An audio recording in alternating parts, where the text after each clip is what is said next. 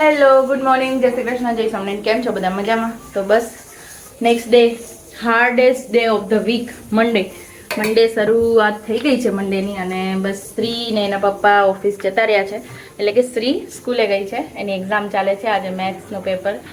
અને બસ ઘરમાં તો રૂટીન ચાલી રહ્યું છે આપણું.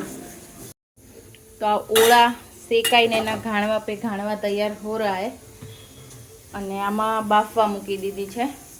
અને આ પછી બધી ધોઈ અને એનો બધા માટી નીકળી જાય પછી એના 2-3 રાઉન્ડ બાફી નાખીએ એવું છે. આજનો મેનુ છે બટાકાનું શાક અને ભાખરી.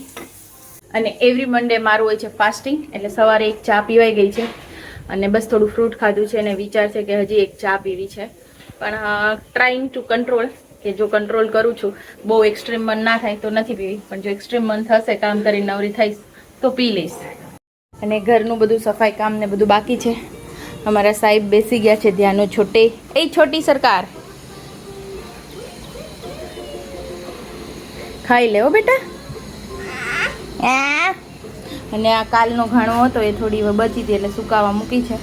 અને સવારમાં ધ્યાનુભાઈએ આ શું કહેવાય, આ પેલા આસન છે આના સોફાના, એમાં પવિત્ર કરી દીધા હતા, એટલે સવારમાં ધોઈને હુકવવું પડ્યું છે. તો આજે બતાવું મારું મિની ગાર્ડન. સરસ એવું થઈ ગયું છે ને એટલા સરસ પ્લાન્ટ છે, મજા આવે છે. તો આ માટી નીકળી છે અમારી પાતા પરના ખેતરની. હા, તો મને થયું ચલો ગમલામાં નાખી દઉં.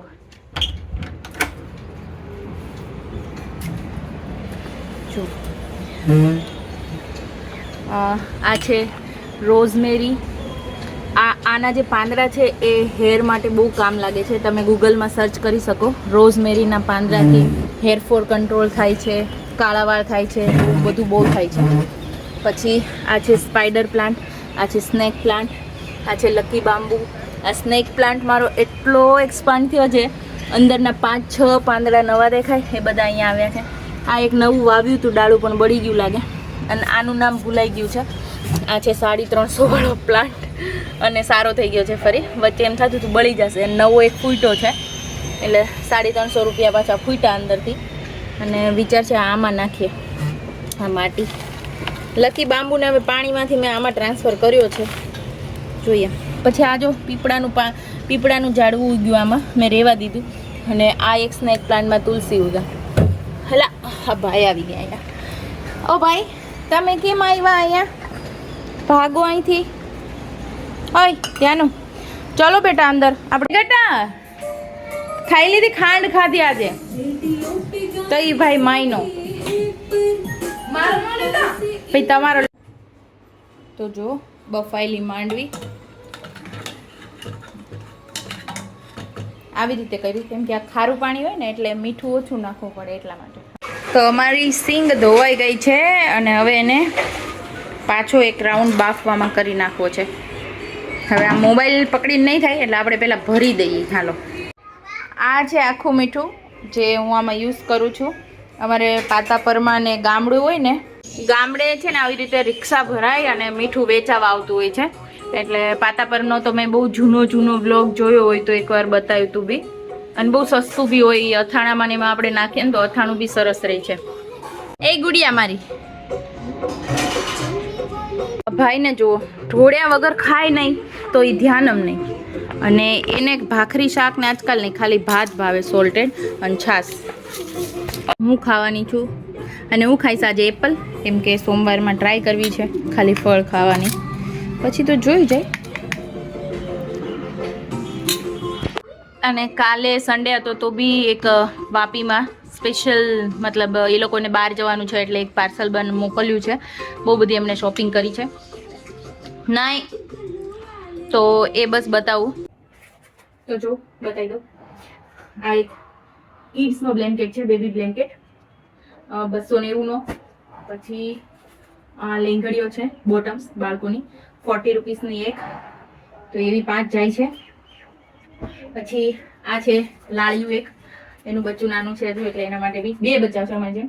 પછી આ પેલા ડાયપર છે, શું કહેવાય, આ પેલા મને નહીં યાદ, બોલા બચ્ચાઓના એ ડાયપરિયા છે, રીયુઝેબલ ડાયપર. હા, તો એ એ ડાયપર છે 2, એને એક્સ્ટ્રા પેડ, પછી આ એક નાઇટ ડ્રેસ ફૂલ પેન્ટ વાળો છે, અને આ કિડ્સ ની અંડરવેર છે. એટલી ખતરનાક છે, એટલે આમ બહુ ફાઇન છે. તો 2 અંડરવેર છે. સ્ત્રી જેવડી છોકરી છે, સ્ત્રીથી નાની, એના માટે બરાબર. અને આ એક ડ્રેસ છે જે મેં મારા 8200567048 વાળો નંબર જે છે મારો બિઝનેસ નંબર, એમાં સ્ટેટસમાં મૂક્યો હતો. સ્ત્રીએ એક આવો રાખેલો છે, અમે સગાઈમાં પહેરી હતો, તો એ આટલી વસ્તુ કુરિયર કરી.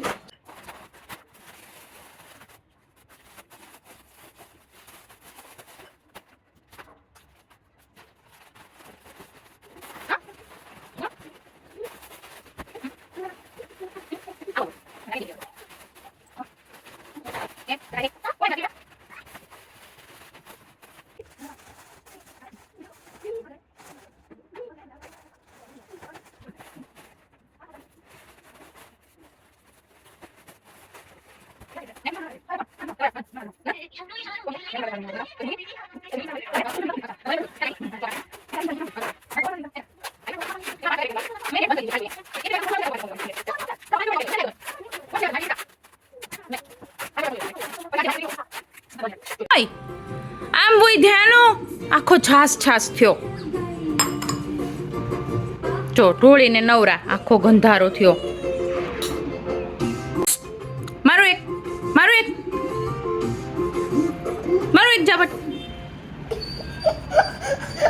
શું થઈ ગયું?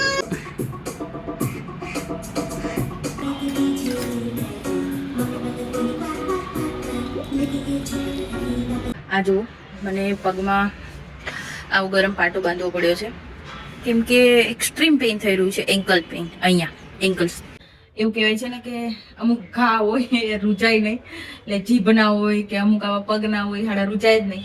આ મને 2010માં વાગેલું, એટલે હું પડી હતી બેડમિન્ટન રમતા એક જ પગમાં 2 વાર પડેલી છું, અને એક્સ્ટ્રીમ મારી ખરાબ હાલત ત્યારે બી થઈ હતી. અને મને એવરી શિયાળાની જગ્યાએ ચોમાસામાં એક્સ્ટ્રીમ લેવલનું દુખે, આમ હદ બાર કલાક દુખતું જ હોય છે, પણ હવે એમાં ધ્યાન નથી દેતું. એક રીલ ઉતારવી છે ગરબા લુકમાં, એટલે જસ્ટ આવો ઓર્નામેન્ટ્સ પહેર્યા છે. રીલ તો કઈ અડધી પોણી બની ત્યાં ધ્યાન ઉઠી ગયો, એને હજુ ના કરું ત્યાં શ્રીને આવવાનો ટાઈમ થઈ ગયો, અને પછી ભૂખ લાગીને માથું ચડ્યું, એટલે મેં એક ટાણામાં છે ને કાલના વધેલા ઢોકળા ને દહીં ખાઈ લઉં છું. ભાખરી તો નથી જ ખાવી. જો આ દહીં ને એવું ખાઉં છું. આ સવારનું હજી એપલ ખાવાનું નહીં. આ ભાઈએ ભાત ઢોળ્યા છે ને આવું બધું કર્યું છે. શ્રી ભાઈને હું ખવડાવતી હતી ને તો મારથી નતો ખાતો, અને તે ખવડાવી કેવો ખાવા માંડ્યો હે ને. ત્યાંનું ને દીદીના હાથનું બહુ ભાવે છે, એ લોકો ખાય છે ભાખરી એન્ડ શાક. તો હું શું કહેતી હતી, હા રીલ તો મેં બનાવી દીધી, ગુજ્જુ પૂનમમાં મૂકી છે યુટ્યુબ, ઇન્સ્ટા અને ફેસબુક ત્રણેયમાં. એકાદ રીલ ઠીક બની, કેટલી વાર ટ્રાય મારી ત્યારે. અને બસ હવે ચા પીવાનો સમય થયો છે, પણ ફોનમાં બેટરી એકદમ લો છે.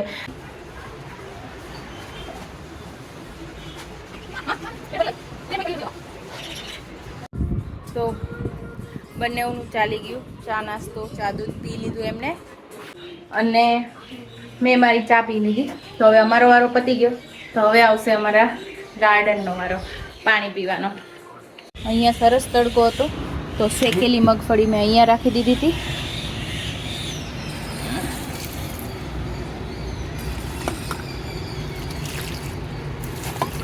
આને બહુ જોઈએ એવું કહેવાય છે. હવે જો અહીંથી નીચે ન પડે તો સારું, વધુ ન ખાઈ ગયું. આને બહુ ઓછું જોઈએ, અને આને બહુ ધૂપમાં નથી રાખવાનું, એટલે પાછું અંદર લઈ લઈશ. અને જે આ ફૂટ્યું ને એ થોડુંક મોટું થાય ને પછી એને હજી એક અલગ કુંડામાં કરી નાખીશ, એટલે 1, 2 ને 3 પ્લાન્ટ કરી નાખીશ આના.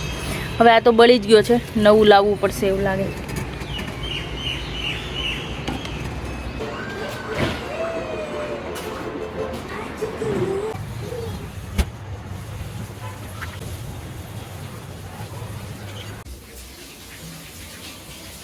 તો આજે મારું ફાસ્ટિંગ છે, અને ફાસ્ટિંગના દિવસે મસાલા ઢોસા બનાવવાના છે વિથ ચટણી, સાંભાર, ઓલ.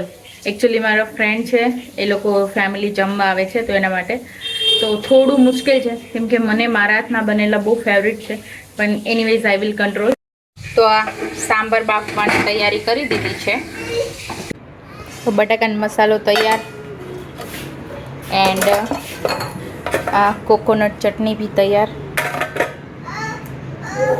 અને સાંભારનો વઘાર કરવાનો છે. બચ્ચાઓ ખાવાના એટલે સિમ્પલ કરવાનો છે. And this is better, everything is ready now. બસ તો હમણાં ગેસ્ટ આવે છે અને જમી લઈએ મસ્ત. મારે તો કાલે જમવાનું છે, જે વધશે બધું હું મૂકી દઈશ અને હું તો કાલે ખાઈશ. તો એની સાથે આજનો વ્લોગ પૂરો કરું છું. Bye bye.